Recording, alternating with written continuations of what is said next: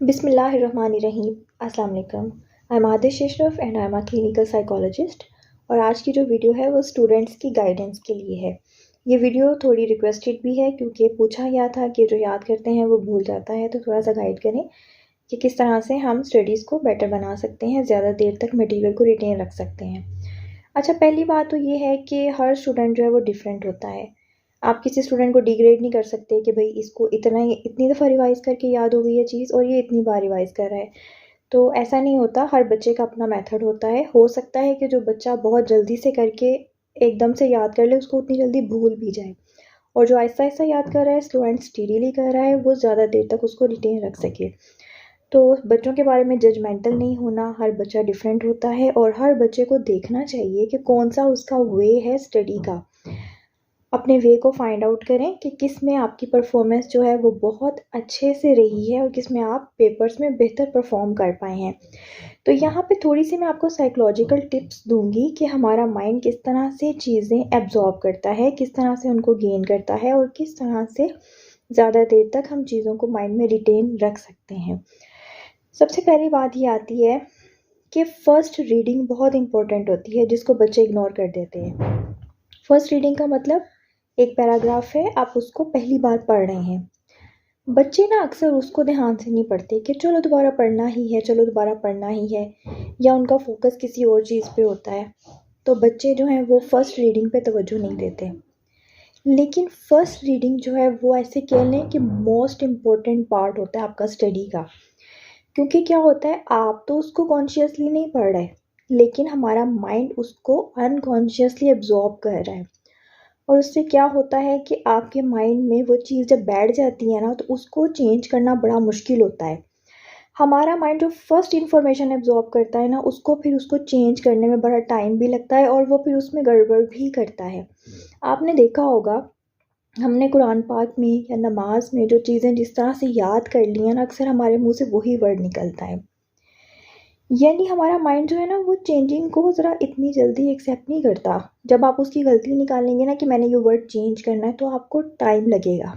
इसलिए जो पहली रीडिंग है ना, वो बेशक आपको जितनी भी समझ आ रही है, लेकिन आप फोकस्ड होके करें। इतना फोकस होके करें कि आप मैक्सिमम मीनिंग उससे निकाल सकें कि पैराग्राफ में क्या बताया गया है। इस रीडिंग में आपने उसको याद नहीं करना और वो आपको याद होगा भी नहीं। लेकिन वो रीडिंग आप केयरफुली करें, चाहे आप उसमें से सिर्फ 10% ही निकाल पाएँ।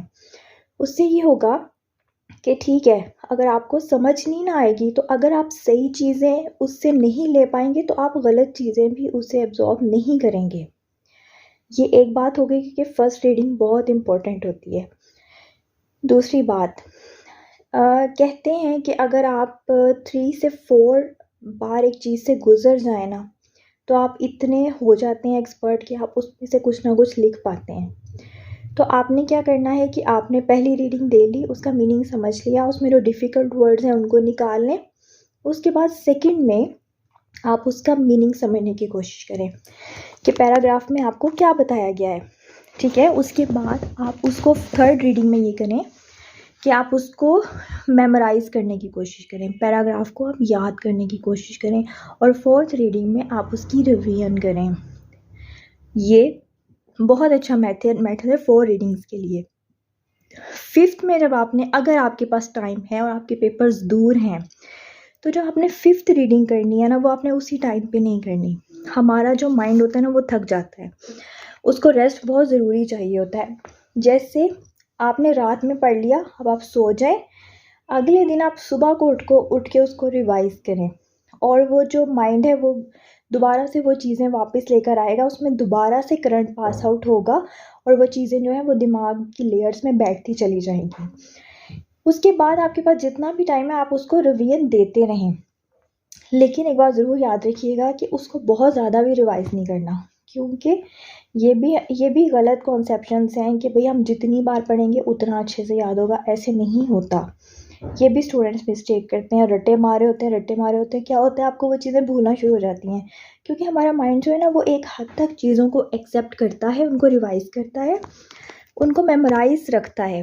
लेकिन जब आप उसको चीज़ों को बहुत ज़्यादा बार करना शुरू करते हैं, तो आपका माइंड उन्हीं चीज़ों को भूलना शुरू कर देता है। या उनको गड़बड़ करना शुरू कर देता है, मिक्सअप होना शुरू हो जाता है। ये एक पॉइंट हो गया। अच्छा, नेक्स्ट पॉइंट ये है कि आपने देखा होगा, अगर हमारे पास एक टॉपिक है और उसके 3 पैराग्राफ्स हैं, तो हमारे माइंड में हमेशा जो स्टार्टिंग पॉइंट होता है ना, जो इनिशियल पॉइंट होता है, वो हमें ज़्यादा याद रहता है। उसकी यही वजह है कि हमारा जो फोकस है वो स्टार्ट में ज़्यादा होता है। अब इसका हल क्या निकाला जाए? इसका हल ये होता है कि आप हमेशा फर्स्ट पैराग्राफ को पहले मत पढ़ें। एक बार आपने फर्स्ट पैराग्राफ को पहले पढ़ लिया, जब आप नेक्स्ट पढ़ रहे हैं, उसको नेक्स्ट रिवाइज कर रहे हैं, तो आप सेकंड पैराग्राफ से स्टार्ट करें। मतलब आप अपना इनिशियल पॉइंट अपने सेकंड पैराग्राफ को बनाएं। इसी तरह से आप अपना इनिशियल पॉइंट अपने थर्ड पैराग्राफ को बनाएं। इस तरह से करते करते जब आपके इनिशियल पॉइंट्स जो हैं, हर पैराग्राफ को एक सेपरेट इम्पोर्टेंस आप दे देंगे, तो आपको हर पैराग्राफ जो है वो इक्वली याद हो जाएगा। ये एक पॉइंट हो गया। अच्छा, नेक्स्ट ये है कि जब आप एक चीज़ याद करते हैं ना, या जब आप स्टडी कर रहे हैं, तो जगह बदल बदल के पढ़ें। और अगर आप सुना के याद करने की आदी हैं, तो लोगों को चेंज कर करके पढ़ें। कभी अपने फादर को सुना दें, कभी मदर को सुना दें, कभी किसी सिबलिंग को सुना दें। उसकी रीज़न ये है कि आपने देखा होगा कि कुछ बच्चे घर में तो बड़ा अच्छा मेमोराइज़ कर लेते हैं, किसी रूम में बैठे हैं बड़े अच्छे से याद कर लेते हैं, लेकिन जैसे ही वो एग्ज़ामिनेशन हॉल में जाते हैं, वो चीज़ों को भूल जाते हैं। ऐसा क्यों होता है? लोगों को लगता है कि एग्ज़ामिनेशन हॉल का हॉरर था, या हम डर गए थे। ऐसा भी मुमकिन है, ऐसा भी हो सकता है। लेकिन रीज़न ये भी हो सकता है कि आप जर्नलाइज़ नहीं हैं। जब आपको एक चीज़ आती है ना, तो आपको हर जगह आनी चाहिए। बाज़ लोगों में जर्नलाइजेशन नहीं होती, कि वो डिफरेंट जगह पे परफॉर्म नहीं कर पाते हैं। जब आप जर्नलाइजेशन को सीख जाएंगे ना, कि डिफरेंट जगहों पे बैठ के पढ़ना, डिफरेंट जगहों पे बैठ के याद करना, डिफरेंट लोगों को फेस करके अपना लेसन सुनाना, तब आप एग्ज़ामिनेशन हॉल में भी बेहतर परफॉर्म कर सकेंगे। अच्छा, उससे अगली बात, जब आप चीज़ें याद करते हैं ना, तो हमेशा रटा नहीं लगाना। रटा लगाने वाली चीज़ आपको कभी याद नहीं रहती, और वो कभी आपको लाइफ टाइम के लिए रिटेन नहीं रहती। देखें, एक जो पैराग्राफ होता है ना, उसमें कुछ चीज़ें वाकई में मेमोराइज़ करने वाली होती हैं, जिसको आपने रटा लगाना होता है, एज़ इट इज़ वर्ड्स को याद करना होता है। लेकिन बाकी पैराग्राफ आपको याद नहीं करना होता। जैसे फॉर एग्ज़ाम्पल, मैं आपको एग्ज़ाम्पल से समझाती हूँ। Family therapy is a type of psychotherapy in which all the family members and other related persons of the family effort to resolve the conflicts of the family by keeping in mind the condition of the concerned patient through different therapy sessions and counseling। ये एक definition हो गई family therapy की। अब ये मैंने इसका कोई रट्टा नहीं लगाया हुआ, ठीक है। मैंने इसको किस तरह से पढ़ा है, इसमें से चीज़ें निकालें, बाहर वर्ड्स निकालें। सबसे पहले आ जाता है फैमिली थेरेपी, जो टॉपिक है जिसको आप याद कर रहे हैं। उसके बाद वर्ड निकालें रिलेटेड पर्सन्स, वर्ड निकालें काउंसलिंग एंड सेशंस, वर्ड निकालें टू रिजॉल्व द कॉन्फ्लिक्ट्स, ठीक है, health condition of the patient. ये 4-5 वर्ड्स आपने साइड पे कर लिए, जो कि डेफिनेशन में आने ही आने हैं।